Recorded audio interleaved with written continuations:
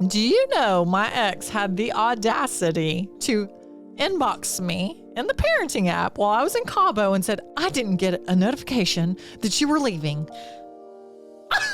I'm trying to get all my things together and I'm thinking, tell me somewhere in that divorce decree that it says that I need to tell you when I'm going out of town. That's the thing with narcissists too. They keep the mask up. Girl. They have that persona that everybody thinks they're this positive, fun, happy-go-lucky person. In public they are. In public. And it's miserable. Behind closed doors. Mm-hmm. Welcome back to the Got Her Back podcast. What are you doing? I haven't seen you in so long. I know, because I was been around the world. Yeah. For real. Yeah. Do you know you say that every single episode because you just came back from somewhere every single episode? Oh, you know. Where have you been? Cabo. What you been doing in Cabo? It was Amy's 40th birthday party. I can only imagine, and I can't wait to hear all about it. It was a little wild, fun time. Yeah, especially her 40th. She's course. always a good time. It was a great group. And I'm staring at your shirt, and I want to know I why. Rabies. I have rabies. I have keep people at bay. Stay away from me. She has rabies. I do. I'm excited to rewind this topic today. Yeah. Yeah, because it's probably been like close to a year since we've talked about this. Well, like in this like topic specifically. Right. So just talking about like narcissist and narcissism, like the top five. Top five signs of a narcissist, which I'm like to everybody right now. You know what I mean? I'm like, you're a narcissist. You're a narcissist. Yeah. You're a narcissist. Everybody's a narcissist. Kind of like once you like live with a narcissist for so long, you like are like this with everybody, don't you think? Oh yeah, the red flags are like as soon as a red flag hits, you're like in your face. You're like, especially when you're kind of removed from it for a little while. Yeah, you know. Yeah, and then you get around that behavior again. It's like triggering. So triggering. Yeah, it's like jolting. More than jolting. One of the top signs of being a narcissist is no empathy, lack of empathy. Yes, for sure. Which is like something that you definitely want to look for. Definitely a red flag. Definitely like if you're sick and they, don't think that anything's wrong with you, or they're just, oh, sorry, feel that way. Sorry you feel that way. Oh my gosh. Or I understand. Yeah. What a mess. I get it. That is a red flag. Whenever I was married, I would bawl my freaking eyes out, Megan, sometimes because I was just so exhausted from work and I miss my kids. And I've said this on here before, like I miss my kids. I didn't get to see them. I was wanting time with them. Your neck hurt. And I had a lot of neck pain. I had a lot of like issues, and I'm like begging for a little bit of like empathy, help. Tap in, like, can you tap in and me take a break? And I just remember like the blank stare, like looking back at me going, yeah, I get it. Yeah. And that would be like the only answer I would get. It wouldn't be like, let's sit down and see what we can do differently, or let's sit down and see like when you can get some time off and I can, tag in or whatever. That was never the case. And I would be bawling my eyes out, like panic attack. And it would be like, I understand. I do get it. It might be a red flag if I have a kidney stone and I need to go to the emergency room and I get dropped off, and then he tells me, let me know when you're ready for me to pick you up. And then I'm being picked up and he just goes back to sleep, and I'm like pacing around the house dying with like a back massager, down in lemon water, all the things, because they called in the medicine to the wrong pharmacy and not the 24-hour one. So I had to go like all night long with no pain meds. I thought I was going to die, and he just went back to sleep like it was no big deal. Well, sorry about you, buddy. Yeah, no big deal. Sorry, Maggie. I'm sorry that happened to you. What's number? I told you I could have just been your husband. I would have taken you. I Why would have did we sat not with just get you. married? I know. We should have. Come on. We could have a compound by now. That was awful. I know. Number 2, Grandiose. Ooh, yeah. Yeah. This is And where what do you mean by that? Like, a lot of times they just like embellish like who they are and what they used to do. Attention. And yeah, they need attention and affirmation. And so everything is bigger than what it is. So they're always more successful or portray themselves as they used to be this or used to be that. And when that was not the case.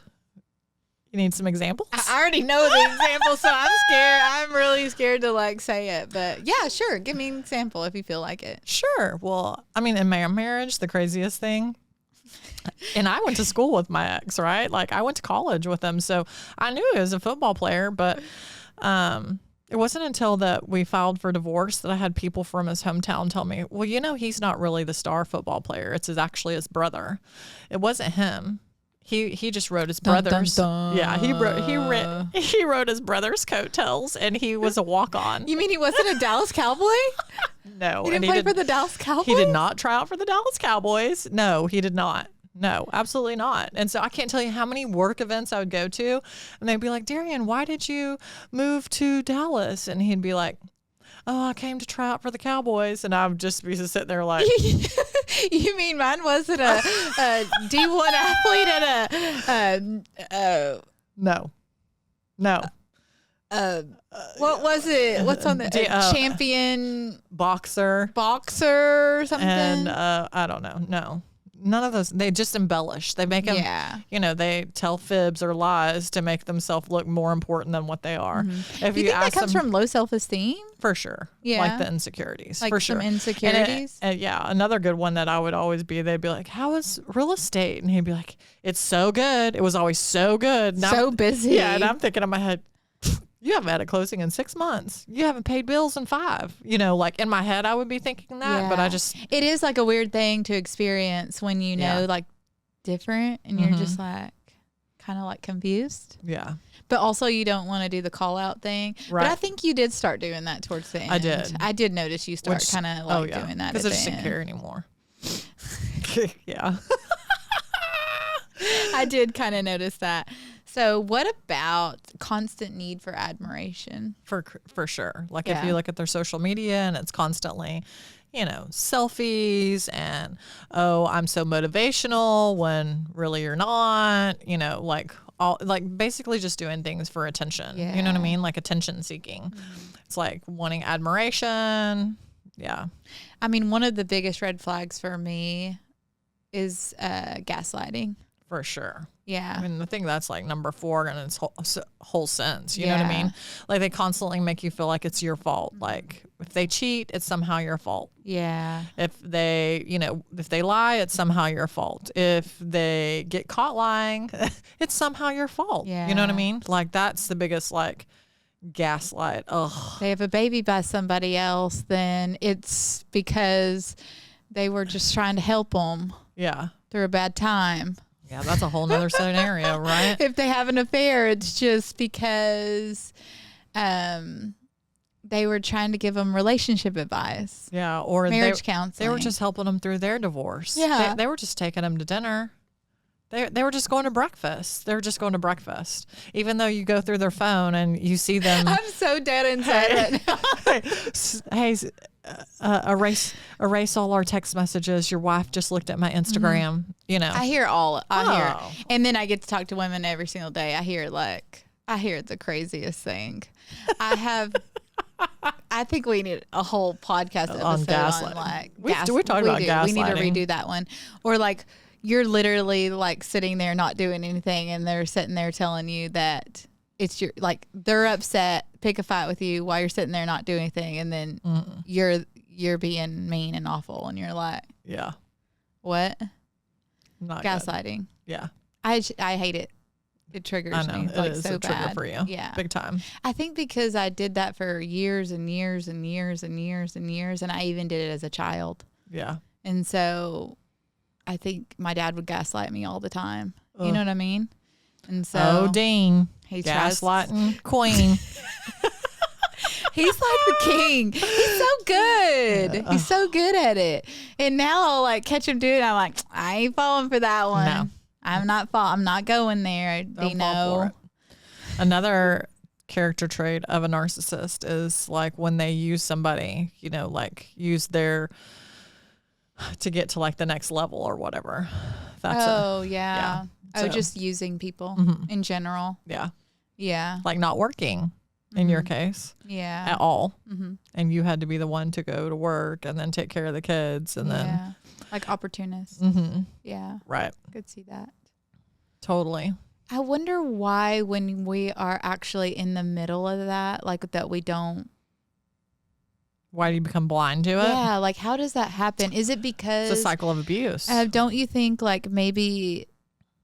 Do you think that you were raised, like not you specifically, but do you think that some women are kind of like raised that way and so then they're more attracted to it, of course, because cycles and patterns and things like that, and then they're just kind of like don't understand it? I think for me personally, which since you submitted me, we'll just go ahead and say it. She submitted me to the Dating Detectives, and I just had to do a Dating Detectives podcast. If you haven't heard of the Dating Detectives, go to Apple or Spotify or YouTube and watch the Dating Detectives. Yeah, it's one of my fave podcasts. I didn't know that they would respond. And one night I'm just like, I'm shooting them an email, and I'm like, my best friend has the best stories, because if you ever watch Dating Detectives, all of those women have dated, married, narcissists. Yeah. And they're being scammed. And I love on Dating Detectives that they coined dogfish. So instead of catfishing, which we all know what catfishing is they're quite literally using a different photo. These people are physically who they say they are, but they're scamming because they're not. They're narcissists. They're not who they portray. Who they are, and they're taking advantage of these people, and they're scamming them, and they're abusing them. Right. And so they have coined the phrase dogfishing, which I think it's really funny. So that one of the first couple of times I watched it or listened to it, I was like, oh my gosh, I get it, because it is the person. So they kind of asked me that question. And so I think that for me personally, I think because of my childhood trauma, I think that I have tolerated and of course put up with more than I should have or deserved just to be with somebody and have the idea of a relationship and think that I was in love. Trying to fill the role. Right. Fill a void of and then you get stuck in it because then you don't want to be abandoned and you don't want to walk away, and you just keep thinking, well, if I could just do this or if I could just do that. And the longer time that you put into something, you think they're going to change. The more that you don't want to be like, well, just wasted 5 years. I just wasted 2 years. I just wasted 10 years. I think the longer that it goes on, the more that you hold on, because you're thinking that, right? You're like, I don't want to throw 10 years down the drain, or please tell me I didn't do this 10 years for nothing. Right. You know or what I mean? In our case, 20. Yeah. Just so many years. Yes. But some women do that their whole life. Yeah. And then, so I have a client, I won't say her name or anything like that, but she has been married forever, like since she was super young. I think she's 67 now, and he is a narcissist, a full-blown narcissist. He's abusive. He tells her he's going to kill her, but he is ill, so she's his caretaker, and she can't afford her life without him. And so she still works and everything. And I'm like, why do you, I only get to see her like once every year or two. And I always ask her, like, I would check on her like on Facebook, because I do worry about her. Like, are you okay? Like, is everything okay? And she cries on my table every time she comes in, and she's like, I'm already this old. Like, I'm just going to have to ride it out. Yeah. There's no way I could, go off on my own and afford the cost of living right now or anything. Like, her grandbabies can't even come to her house because of him. And that's like her joy. Like, it's like he is like controlling, single-handedly taken everything that she loves away. And she's like beautiful, the nicest, most positive person you've ever met. Like, you just want to like shake her, because you're like, no, there's gotta be like, talk to your children, your adult children, talk to somebody. She doesn't have family to go to. Try to get like government housing, even a little apartment. Government apartment's better than that. around. Yeah, living out on a daily basis. You know what I mean? She's came home and her stuff has been in the dumpster. No, ma'am. She has to fish it out. She has to lock her door while she's sleeping. And I'm like, could you imagine living like that every single day? Yeah. And being almost 70? Yeah, it's not. So some women good. just like, they give up and they're like, this is my life, you know? And I'm thinking about her because I saw her yesterday and she said, you know, if you would have told me, because she knows every single time I go, how's everything going?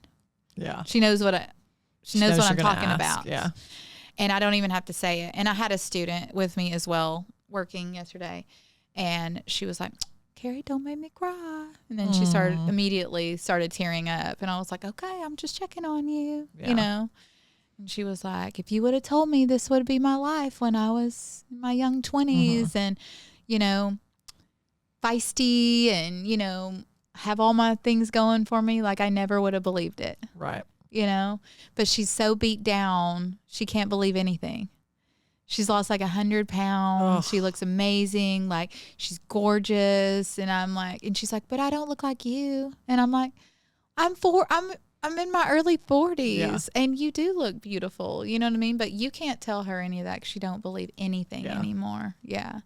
Well, I mean, really think about how we were and how low our self-esteem was 2 years ago when we started this separation divorce journey. I mean, I was at the lowest low of my life. Yeah. And it wasn't just that marriage. It was so many relationships before that, leading up to that, you know, like I had not broke the cycle. Like I had settling. I was just settling over and over and over again. And then it would just be like, well, this is the least amount, you know, like of grief. Like I can try to make this, like having to have like a conversation with myself, like, oh, I can make this talk work. through in your mind about how you're going to make this work and why you're going to make this work. Yeah. And I've said this on here before. I know it. I'm sure I have, but I just remember being on the phone with my sister and getting done with a run. And I was like, 9 more years. Do this for 9 more years. I got this. And she was like, Carrie, do you hear yourself right now? In 9 more years, you'll be 50. Oh my goodness. So do you want to go through all this and start over at 50? No. You know what I mean? Because I'm 48. And it will still impact your kids, even though they're graduated, even though they've made it through. It's still going to impact them. Exactly. So why can't they see you having a great relationship while they're in the home and they get to, you know, maybe break that cycle somehow? You know what? Another thing that I hate about narcissism is like when they become all of it. Yes. Is when they become a parrot. Like they just say everything back to you. If you say like, oh, this is a boundary for me or whatever, the next day or whatever, this is a boundary for me. Yeah. Or if you post something, then they post something. And it's just like, could you get your own life? Like stop looking at my life and live your own life. I can't stand that, girl. Manipulation and controlling behavior. Oh yeah. I mean, everything, when you live with them, a narcissist, like everything is a manipulation. Now I can tell you co-parenting. I'm like, lie, manipulation, lie, manipulation, lie. Now I just lie. I'm at a point now where I just laugh at it and I'm starting to just be like, you know, like, no, I'm not going to let you affect me anymore. I divorced to get out and get away from this toxic. You no longer going to control my thoughts, my whatever. Do you know my ex had the audacity to inbox me in the parenting app while I was in Cabo and said, I didn't get a notification that you were leaving. I'm trying to get all my things together. And I'm thinking, tell me somewhere in that divorce decree that it says that I need to tell you when I'm going out of town. What in your head thinks that controlling manipulation? Yeah, that I need to tell you. I didn't even respond, but it's just those are the things that they make up in their head. Like the only thing that I have to say is if I take Spencer like out of the country and we have to use a passport, then I need to fill out a form. But if not, I don't have to check in with you. There's no notification over here. You don't get to know my life anymore. Yeah, that's not how this works. Yeah. I'm a mess, girl. And I mean, the right of refusal thing that comes up with co-parenting. I don't have it right now. Yeah.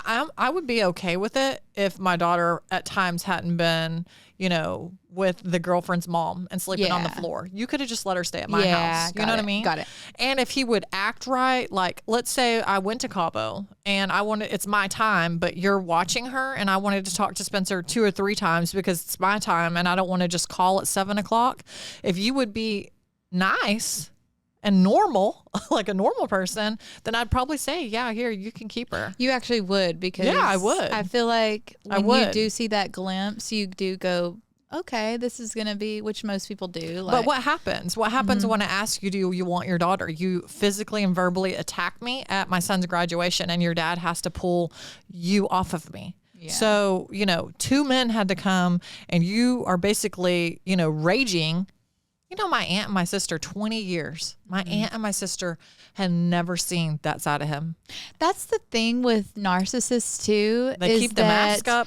Girl. They have that persona that everybody thinks they're this positive, fun, happy-go-lucky person. In public, they are. In public.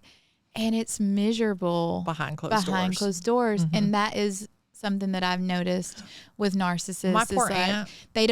Most people don't understand. And when you're trying to explain it, I even remember like us having conversations and you telling me, as our friendship grew stronger and stuff. And when you were confiding in me, I was thinking in my mind, I just can't picture that. Yeah. Which, that's what people do with most people like that, is they're just like, I just can't picture that, because they do, because of the grandiose, perfect life, and put a mask on in front of everybody. Different. Right. And you really don't know somebody until actually behind closed doors. Right. You live with them 24/7. 24/7. That's when the mask will start dropping, when you're with them 24/7. Because that's then why I say travel with them. Oh yeah. Do something like that when you're dating somebody. Yeah. Travel with them. Yeah. Travel with them, but have a backup plan just in case. You know what I mean? Because that can go south real fast. Yeah. I think. My aunt was appalled that day of graduation. Oh, and it was terrible. Her. I know really? she was like, Megan, he had a look in his eye. I thought he was really going to hurt you. And it just was the fact that like, he just doesn't care. Like, he's okay with embarrassing me, doing that in front of his kids. But like, that was a moment that you should have had a great moment that day. Right. I mean, your son's graduating. It's a graduation. You're all there celebrating. You're so proud of the graduation day is so, as a parent, like, I don't know how to explain it. It's just like, it's once in a lifetime. It feels like your moment too. It feels like your time to shine too. Not really, but you do feel like, your sense of pride in it, because you're like, oh, like he did that. I helped him do that. Like, you're just so proud, you know? And so that's just such a fun day that you don't. And that's another thing with narcissism, is it takes all the fun out of the big days. Yeah. And so I remember in relationships that I've had in the past, like if Christmas came around or something like that, it's like, oh, well, that's only important to you. That's not important to me. Yeah. Or, oh, I don't do birthdays, and it's just like anything that you feel like is fun and exciting, there's a damper on that. Yeah. Anniversaries, birthdays, all your major events. Something will happen or something won't happen, something should just be to ruin the day. It'll ruin the day, and you're like, ugh. And in my case, like, you still have him, like, he's still being his ugly self, like, towards me. So he probably hasn't even done that towards his girlfriend yet, but she probably has no clue how he's acting on the backside. You know what I mean? So I've just learned to, no, I'm not from now on. No, like, I hired my lawyer back. I'm not going to tolerate this, because I feel like for 20 years he's had no repercussions, because I didn't call the police on him. I didn't call him out for his terrible behavior. I would tell my close friends and family what was happening, but I never put his ass on blast. Is that the first cuss word today? Maybe. Wow. But now I'm done. Like, if you are going to keep acting like that, then I'm going to keep exposing you for exactly who you are. And if you want it to stop, then stop with that type of behavior. Yeah. Stop it. Yeah. Because it's enough. The last one that is a really good one is lack of accountability. and blame shifting. Which is Nothing is ever their fault. No. Lack of accountability. And it's like anytime you try to have this heart to heart, it's not received. No. And you end up walking away like you did something wrong. When in your mind, you're a smart person and facts tell you I didn't do anything wrong, but you still feel like you did something wrong. Perfect example. That day at graduation, I literally offered him to take Spencer on my day so his dad and his wife could have more time with Spencer. So his dad doesn't get to see Spencer a lot. He lives out of town. Right. They were excited to see Spencer. Yeah, the stepmom asked me. You were trying to be nice. And he just say, hey. goes ballistic. And then you know what he says to me the next day on the parenting app? If you don't like how I communicate, you're nothing but a Karen. So it's like, you can literally, I had holding Spencer. So lack of accountability. Yeah, lack of accountability. Well, let's finish telling the story. Yeah, so literally, I'm holding Spencer. You tell them, hey, if you want, you can spend the day with her. It's okay. Like, I know y'all don't get to see her that much, so y'all can do that.